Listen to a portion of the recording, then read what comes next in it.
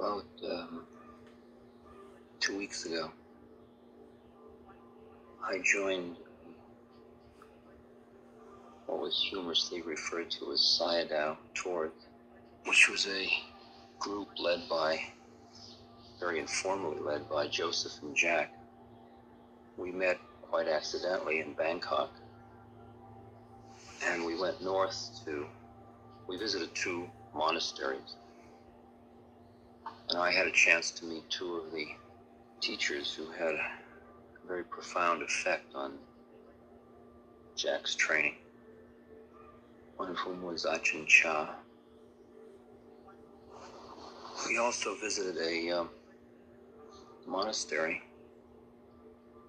perhaps the first of its kind, which is under the abbotship of a Westerner, with Westerners as the bhikkhus, sadhus, monks. Very much like Black Elk, I am always faced with that predicament he had about his visions of seeing more than you can say and knowing more than you saw. For it's hard to describe what subtle effects seeing people living such disciplined monastic lives can have on you. And seeing in the older students and in the abbots and the senior monks such perfect equanimity and such inner strength. In both of the abbots, the other thing that was very obvious was that the method of Vipassana had taken them beyond their method, and that these men were both men of joy, of great love,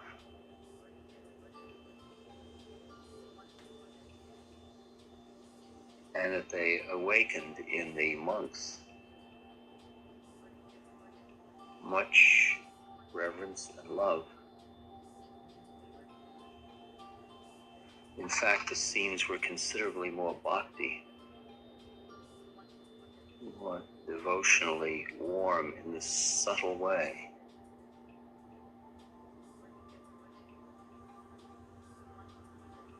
Than I am used to in connections with monastery. For we very rarely see the products of Vipassana at such an evolved level, where the forms start to disappear. And both of these abbots, in their remarks to us, which were exquisitely translated by Jack, who is very subtle in his understanding of the Thai and Laotian language, we were in effect allowed to see that balance that exists in such being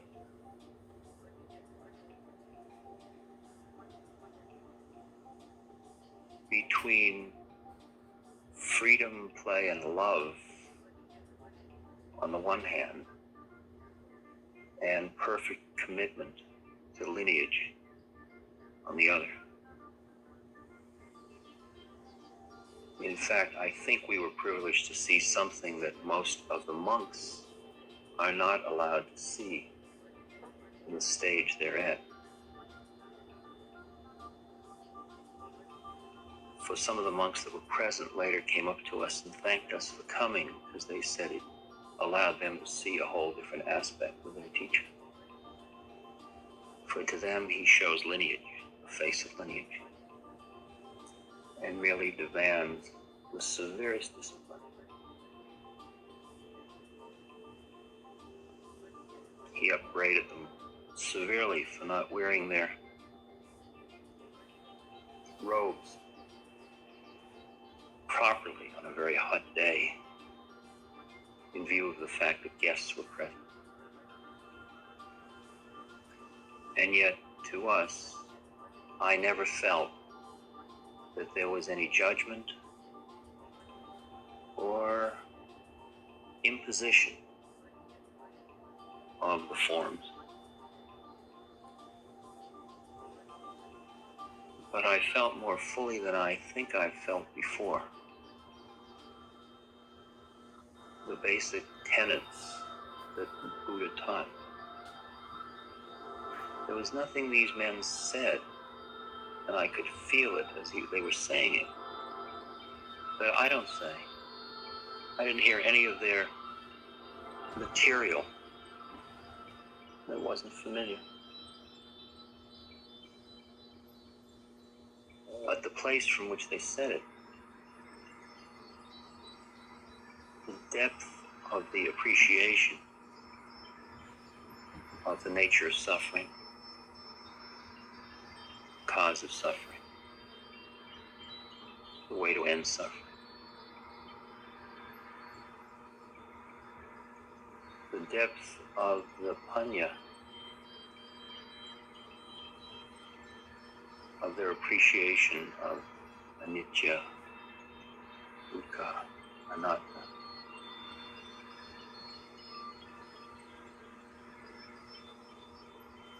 The power that comes from the being because of the depth of their samadhi,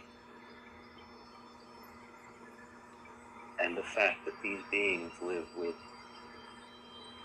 over 200 precepts of shila, of purification, and many of them have been doing so for 40 years.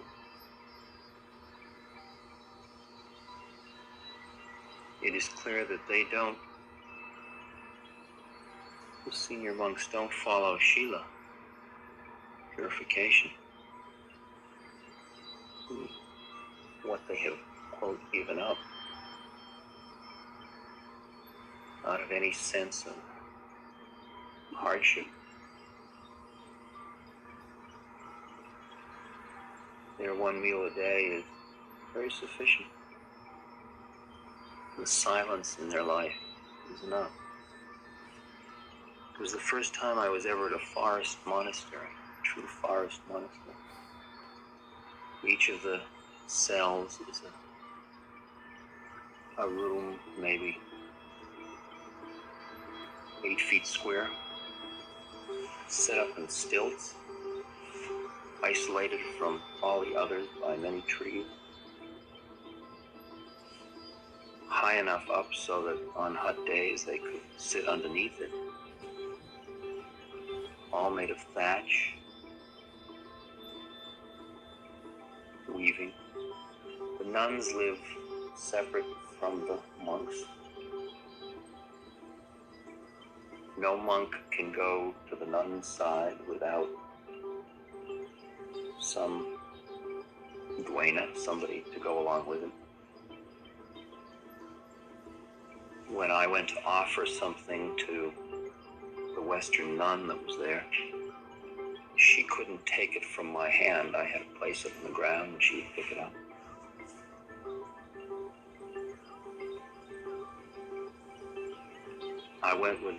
We all went with the young Western monks on their begging rounds, carrying their huge begging bowls, some of them 5 miles, going out at 4:30 in the morning, just the first line.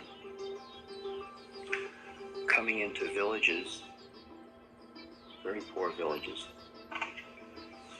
where the villagers kneel by the side of the road with these little wicker baskets full of what's called sticky rice, which is a form of rice they grow there, which is easier to grow than regular rice. It's a kind of a gelatinous mass. and they would reach in and grab a piece of rice and stick it into the bowl. The monks would not look to either side. They would just hold their bowls, and this would be done, and they just walked their rounds, came back to the monastery, and when they had all regathered, which was at around 10 in the morning, 5 hours for this process, the food was distributed among them. It was all turned over to the nuns, who then prepared it, mixed it, distributed all the different things that had been brought in. And then it was eaten in silence, with the eldest monk eating first. One could feel the yearning inside all of us, I think, for this kind of simple, deep, quiet, dharmic existence. The Western abbots said, we're fulfilling a role within the community. They don't have a feeling, the younger monks do have a feeling that they're in as an experiment and that they will probably leave after some time. The older monks don't. For them, it is their way of life. And you can feel in that culture the balance of that way of life, so that their existence, as these brown-robed monks walk through the villages, you can see that it gives meaning to the villagers' lives. And their offering of food is their merit or their sadhana, their offering. And the existence of these monasteries all over Thailand is feeding the community in a very beautifully balanced way. It's keeping the spirit. In fact, these men and women are dedicating their lives to the spirit. It is feeding the entire community. The monastery we were visited is not many miles from the border. Across the border, the monasteries have been totally destroyed by the communist guerrillas in very vicious ways, with the abbots usually having their bellies slit with knives and their intestines taken out and shown to them to show them what they have been feeding at the expense of the people. And yet I didn't get a flicker of a vibration of fear in the monks, even though much of this might be inevitable for them as well.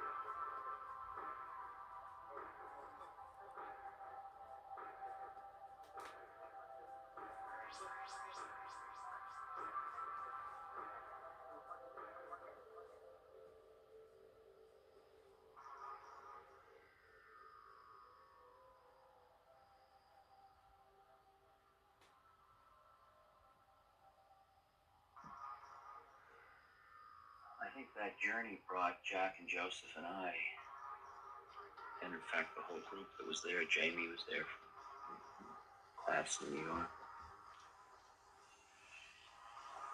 Kathy and Alan, Steve Smith and Chandra.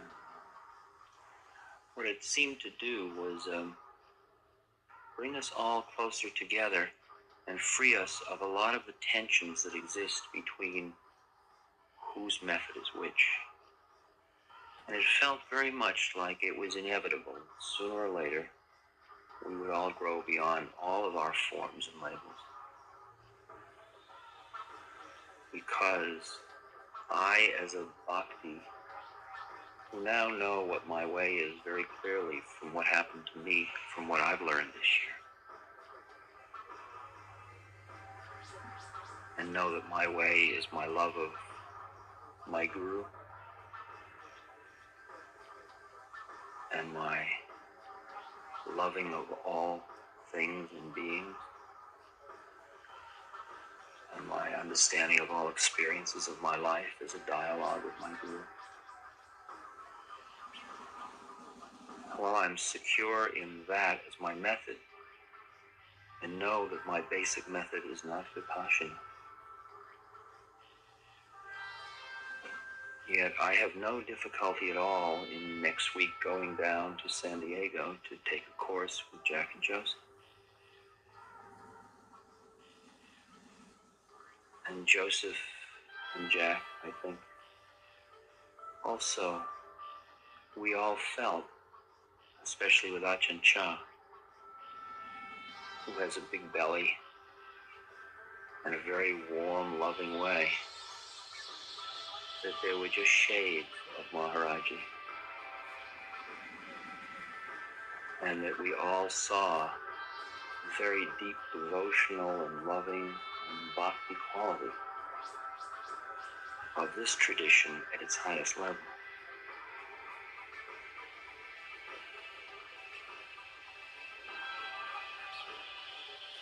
It's very delicate.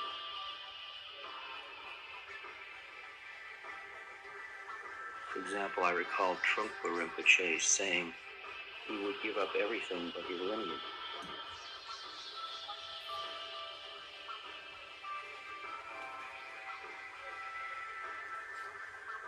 And I could feel the restraints on these beings to stay within their form.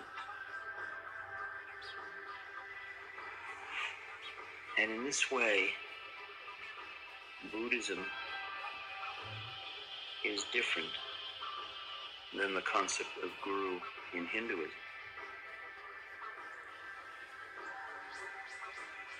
Because in Buddhism, in the Kalyan Metta, the spiritual friend that the teacher is,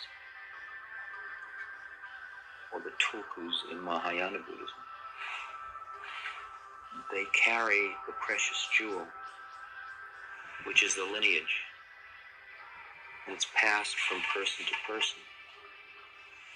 And nobody, what they are offering you is the jewel of the method, the practices. The Hindu guru concept is the merging of one being into another. The jewel is the being. In Ajahn Chah's case, the jewel and the being are one, but the form is still the transmitter of the jewel.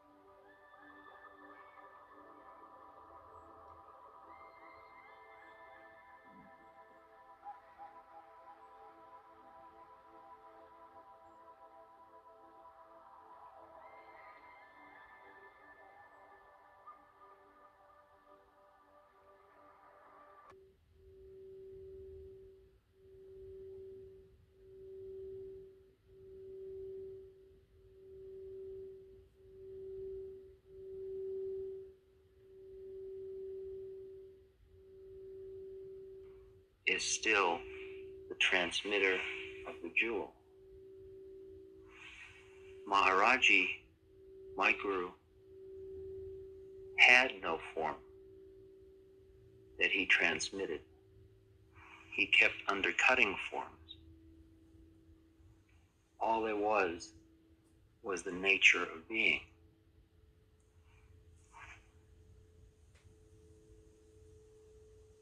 Part of my error in the past was demanding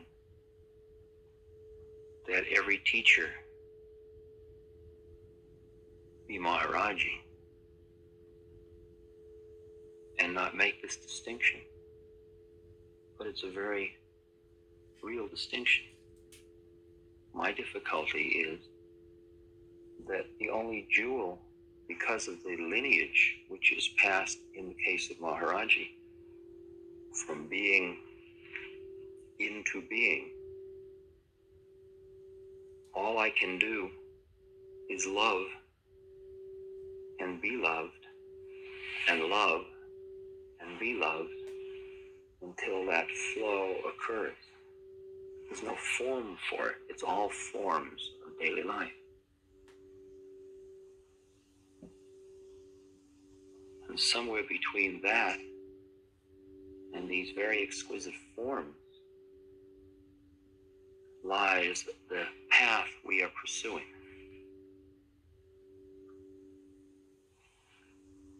And as Joseph and Jack and I explored, and Steve explored the process of setting up a monastic setting that would be more evolved than Barry, the Insight Meditation Society, the big monastery, which is offers these courses. Questions were, what kind of Shila, what kind of purification would you demand? What are we ready for? What kind of discipline are we ready for? Are we transporting Theravadan Buddhism to America?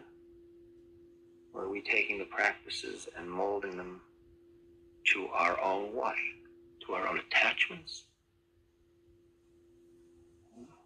Or to our own peculiar karmic need? Very subtle issues.